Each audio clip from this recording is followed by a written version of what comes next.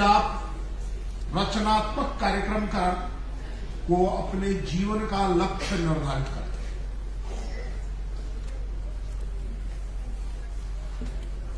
ऐसा गांधी को क्यों करना पड़ा था? यह इस देश का, इस समाज का सच नहीं है। यदि यह किसी देश और समाज का सच होता, उसकी वास्तविकता होती कि वहां भेद है, जाति के आधार पर, जाति के आधार पर छुआछूत का विचार है और यह उसका तात्विक स्वरूप है, तो गांधी क्या कोई भी व्यक्ति उसको दूर कर सके, इसके लिए समाज में नए किस्म के रचनात्मक कार्यक्रमों की बात नहीं करता। तो गांधी को भी मालूम था यह इस समाज का, इस देश का जो विशाल स्वरूप है वो इतना सर्वसमावेशी है,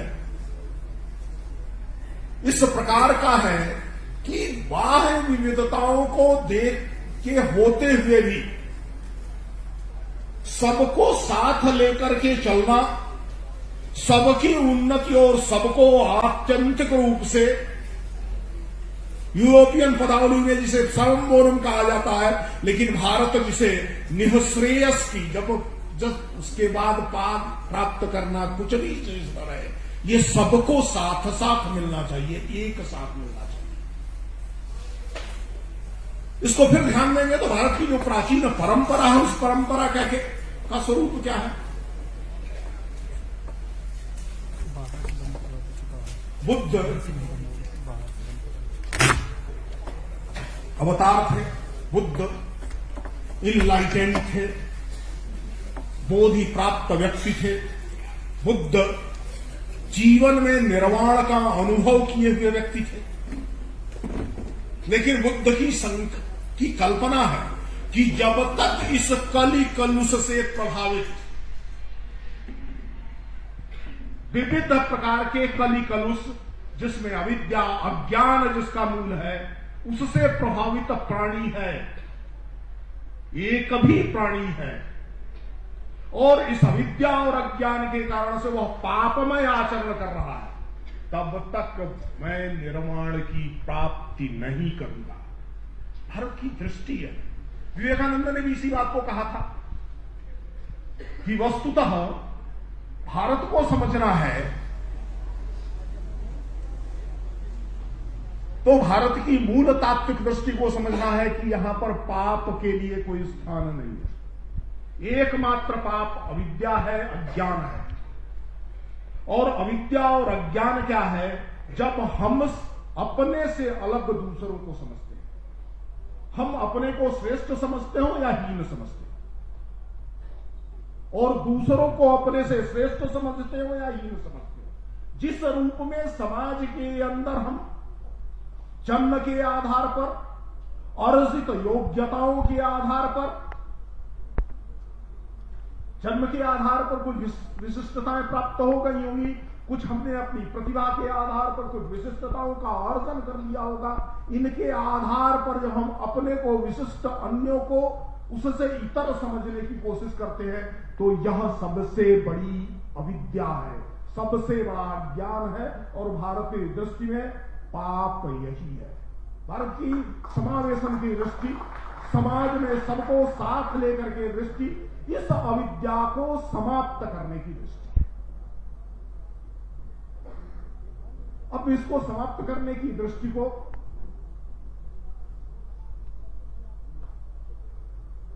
स्वतंत्र भारत के इतिहास में देखा जाए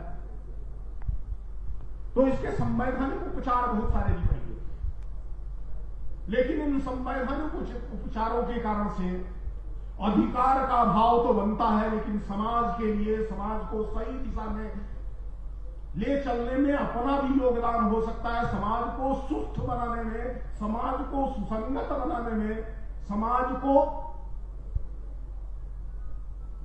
ऐक्य भाव के साथ एक दिशा में प्रवर्तित करने में हमारा हित भी है और हमारा यह कर्तव्य भी है। इसकी निर्मित संवैधानिक उपचारों से नहीं हो सकती। संवैधानिक उपचारों से क्यों नहीं हो सकती है? क्योंकि यह जो विभेद का वातावरण बना था, वह न तो किसी धार्मिक विधि के आधार पर बना था समाज के अंदर, और न तो किसी राजसत्ता के द्वारा बना था, अपितु वह इस समाज को, श्रेष्ठ समाज को, ताकतवर समाज को हजारों हजार वर्षों तक राजसत्ता की गुलामी के होने के बाद भी समाज को तोड़ न सकने और उसके ताकतवर बने रहने कारणों के अनुसंधान के कारण से कुछ बुद्धिजीवी लोगों ने किया था। यह अलग बात है कि सत्ता का सहयोग उन्हें नहीं प्राप्त कर, और इस करीने से किया कि हम उसको अपना यथार्थ समझने लगे। संवैधानिक उपचार जो निकाले, उससे जब समाज एक तरफ बढ़ता हुआ दिखाई देता है तो फिर एक नई दृष्टि आती है कि कुछ लोग हैं इन संवैधानिक उपचारों का विरोध करना चाहते हैं, और कौन से हैं तो उनको विविध प्रकार के नाम दिए जाते हैं। किसी खास किताब के साथ जोड़ा जाता है, किसी खास ग्रंथ के साथ जोड़ने के साथ ही किसी खास दृष्टि के साथ जोड़ा जाता है। और यहां कहने में मुझे गुरेज नहीं है कि उन किताबों के आधार पर जिनमें दुनिया में पहली बार समता के, इंक्लूजन के, सर्व समावेशन के, सत्ता में सबकी सहभागिता, समाज जीवन के नियंत्रण और प्रबोधन में सबकी सहभागिता, इसका सिद्धांत प्रतिपादित किया गया था भारत की स्मृति परंपरा में, जहां मनुस्मृति से लेकर के और चाणक्य तक एक लगातार अनवरत परंपरा दिखाई देती है। जो परंपरा ये कहती है राजा कौन होगा, किस जाति का होगा, ये प्रश्न किसी ने नहीं खड़ा किया था। और भारत के इतिहास का मूल्यांकन किया जाए तो अधिकांश बड़े साम्राज्य इस देश में शूद्र जाति में कहे जाने वाले लोगों के द्वारा ही स्थापित किए गए थे, और उनके अंदर ईश्वर के अवतार की दृष्टि मान करके उनके अधीन संपूर्ण समाज में गौरवशाली ऐतिहासिक अवसर उपजाए थे। लेकिन समावेशन की प्रक्रिया एक नियमित होने वाली प्रक्रिया है, और इसके संवैधानिक उपचार भी होने चाहिए और इसके सामाजिक अनुप्रयोग भी होने चाहिए।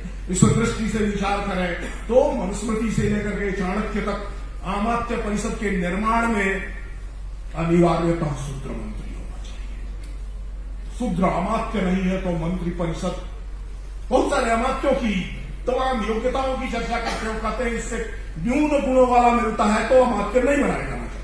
ये सामान्य व्यवस्था करने के बाद अंत में एक विशेष उपबंध सभी स्मृतियां करती हैं कि यदि मंत्री परिषद में शूद्र मंत्री का प्रतिनिधित्व नहीं है तो वह अमात्य परिषद, वह मंत्री परिषद अधूरी है और सही निर्णय नहीं ले सकती है। इसकी चर्चा नहीं। दूसरी तरफ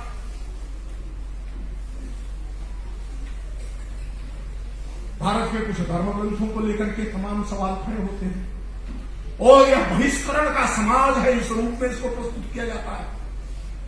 बहिष्करण जिसकी स्वाभाविक प्रक्रिया होती है वो समाज शक्तिशाली समाज नहीं होता है।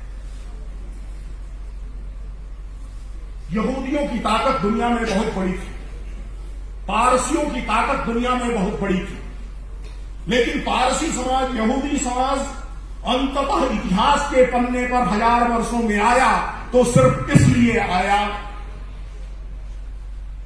कि उनकी प्रक्रिया ही बहिष्करण की प्रक्रिया में था। इसके विपरीत भारत की मूल आत्मा बिना साजिश के जब तक समाज रचना चलती रही, समाज अपनी संवेदनाओं के आधार पर, अपने सामाजिक अनुभवों के आधार पर समाज के संचालन के स्वरूप निर्मित करता रहा।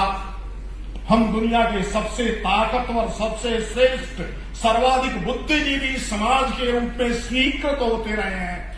यही कारण था कि तब भी बहुत सारे लोग आए लेकिन उनका सात्वीकरण हो गया।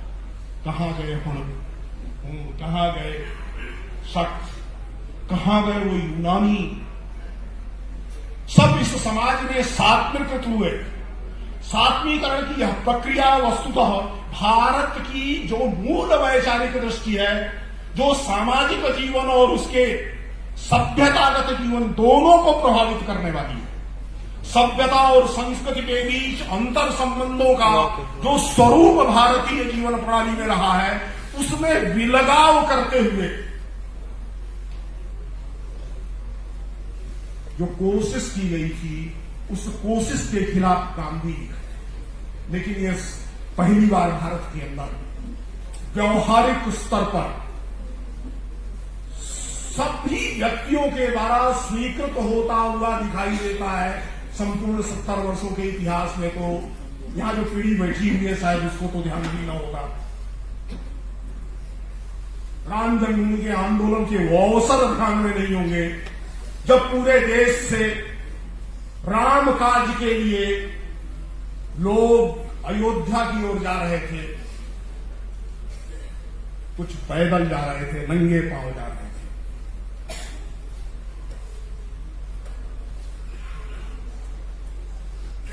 और अयोध्या के आसपास के गांवों में इस प्रकार से राम काज के लिए जाने वाले बंधुओं के स्वागत में हर घर में उनके पांव पखारे जा रहे थे। कोई किसी की जाति नहीं पूछ रहा था।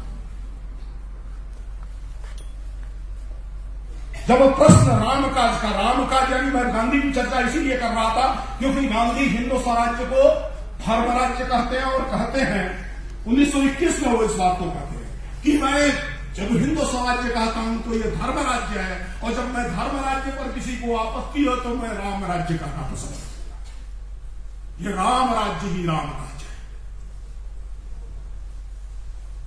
तो राम काज के लिए जा रहे लोगों के लिए, धर्म काज के लिए लोगों के लिए जा रहे लोगों के लिए किसी ने किसी की जाति नहीं पूछी, उसके पांव पखारे, उसको अपने रसोई में बैठा के खिलाया, और सिर्फ खिलाया ही नहीं, उसकी यानी की यात्रा के लिए उसको पोटली बांध करके दी।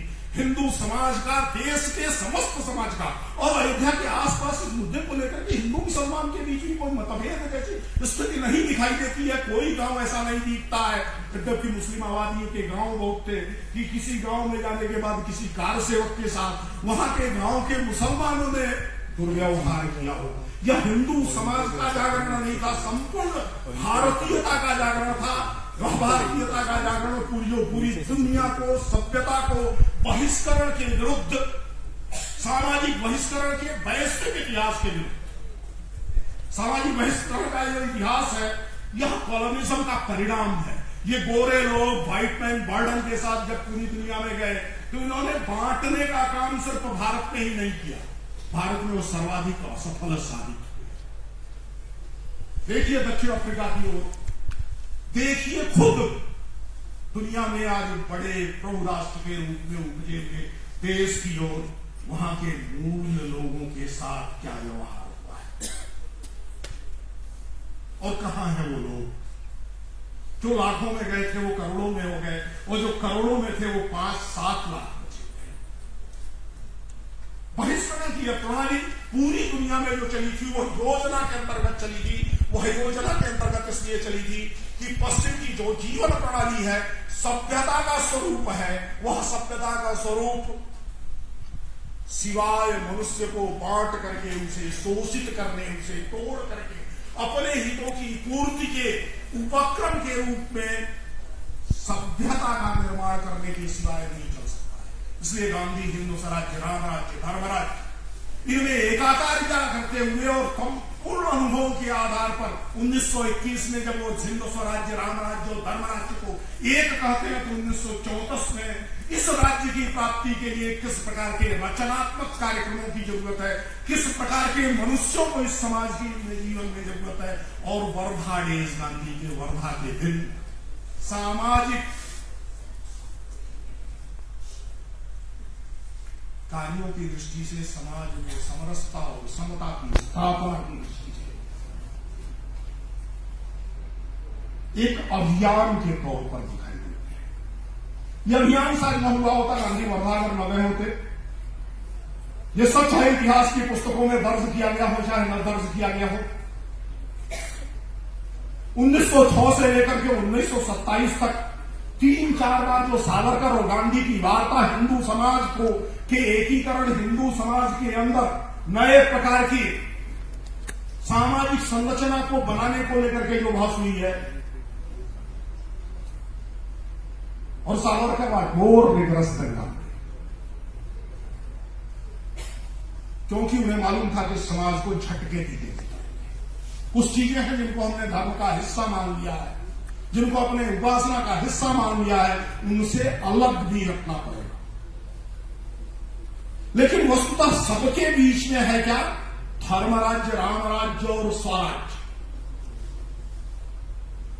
और जो बहिष्करण का सिद्धांत हिंदू धर्म का एक सामाजिक सिद्धांत है, इस प्रकार की थ्योरी को प्रतिपादित करने वाले वैचारिकी थी उसके विरुद्ध। वो किस लिए थी? वो स्वराज्य के विरुद्ध थी, वो धर्म राज्य की भारतीय अवधारणा के विरुद्ध थी, थियोक्रेटिक स्टेट के विरुद्ध नहीं थी। वो अवधारणा वैचारिक अवधारणा थी जो स्त्रियों को मताधिकार 1927 में अपने यहां देती है, लंबे संघर्ष के बाद देती है। भारत के अंदर उन्हीं के राज के अंदर पहला चुनाव 1917 में जो हुआ था, स्त्रियों को समान मताधिकार प्राप्त हुआ था, जो ब्रिटेन में प्राप्त नहीं था। इसलिए भारत के अंदर स्त्रियों को लेकर के सामाजिक समावेशन के प्रश्न पश्चिम के समाजशास्त्र के सिद्धांतों के आधार पर निर्धारित नहीं किए जा सकते। हमारी स्वाभाविक प्रवृत्ति है। भारत के अंदर शूद्र कही जाने वाली जातियों को, शूद्र कहे जाने वाले वर्ग के बारे में भी जो सामाजिक अधिकारिता के प्रश्न है, वो पश्चिम के समाजशास्त्र के सिद्धांतों पर, साइमन की बेसिक अवधारणा के आधार पर कि सोसाइटीज एंड इंटरप्राइजेस के आधार पर निर्धारित नहीं किए जा सकते हैं। अभी तो भारत में जो गिल्ड ट्राइब्स हैं, जो श्रेणी संगठनों के अधिकार है, जिसमें सूत्र को विशेष चिन्ह लगा करके गाजे बाजे के साथ राजद्वार में प्रवेश करके अपनी बात को कहना और अपने लिए बनने वाले नियमों में पार्टिसिपेशन करने का अधिकार प्राप्त है, उस प्रकार की ऐतिहासिक परंपरा को सामने रख करके किया जा सकता है। यह वास्तव में भारत के लिए नए समय में पुनर्जागरण का प्रश्न है। भारत का समाज जो धर्मराज के लिए है, जो रामराज के लिए है, यानी समुन्नत भारत, श्रेष्ठ भारत, समर्थ भारत, गौरवशाली भारत, सबको न्याय दे सकने वाला भारत, इस प्रकार का भारत और इस प्रकार का भारतीयों का समाज की विनिर्मित जो प्रश्न है, उन प्रश्नों को स्वीकार करने के लिए तैयार खड़ा है। इसमें कहीं कोई शक नहीं। प्रश्न यह है कि आज जो भारत के अंदर पढ़ाए जाने वाला है, सारी की सारी समस्या उच्च शिक्षा क्षेत्र के अंतर्गत की है। भारत के अंदर जो पढ़ाए जाने वाले सामाजिक विज्ञान है, सोशल साइंसेज है, sociology, political science, psychology, economics, history और कुछ कल्चरल साइंस, इनकी यूरोसेंट्रिसिटी ये एक बड़ा कारण है जिसमें भारत का समाज, भारत का स्वभाव, भारतीय लोगों का वैशिष्ट, भारतीय लोगों की ताकत, समाज को समझने, जानने, समाज का बनने और समाज को बनाने की उनकी जो स्वाभाविक प्रक्रिया है, जिसमें व्यक्ति, परिवार, समाज, इस प्रकार की प्राकृतिक इकाइयों में ही सर्वत्र परिवर्तन और श्रेष्ठतम की संभावनाएं देखी जाती है। कोई परिवर्तन होगा तो वो व्यक्ति, परिवार, समाज के की प्रक्रिया में होगा। कोई श्रेष्ठतम, उच्चतर, नई संभावनाएं, नए मूल्यों का गढ़ना होगा तो भी वही इसी प्रक्रिया के द्वारा होगा। इसके स्थान पर, विधि के आधार पर, संघर्ष के आधार पर, क्लॉस स्ट्रगल के आधार पर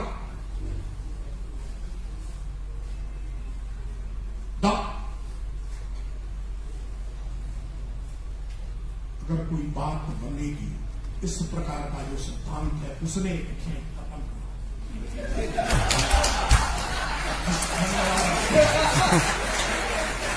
इस प्रकार की जो कठिनाई है, इसलिए सबसे बड़ी चुनौती क्या है? इतिहास में वो उदाहरण मैं अंत में सब कहने जा रहा हूं, अंतिम रूप से कि 1990 के दिनों की बात इतिहास का हिस्सा हो चुका है। आज याद करिए 1990 को। वस्तुतः भारतीय समाज के अंदर ऐसे कोई प्रश्न नहीं है। ये प्रश्न गलत समाज विज्ञान पढ़ाए जाने के कारण, भारतीय समाज का गलत मूल्यांकन किए जाने के कारण से, जिन बिंदुओं और जिन प्रस्थापनाओं के आधार पर भारत को एक सीमा तक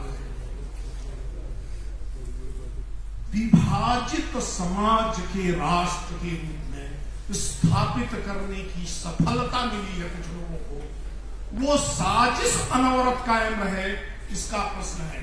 लेकिन इसका मतलब ये नहीं कि समावेशन का प्रश्न हमारा प्रश्न नहीं। समावेशन का प्रश्न हमारा निरंतर प्रश्न है, हर भारतीय का निरंतर प्रश्न है। समावेशन के यत्न नहीं होते हैं तो जो कमजोर होता है समाज में वो पीछे छूट जाता है।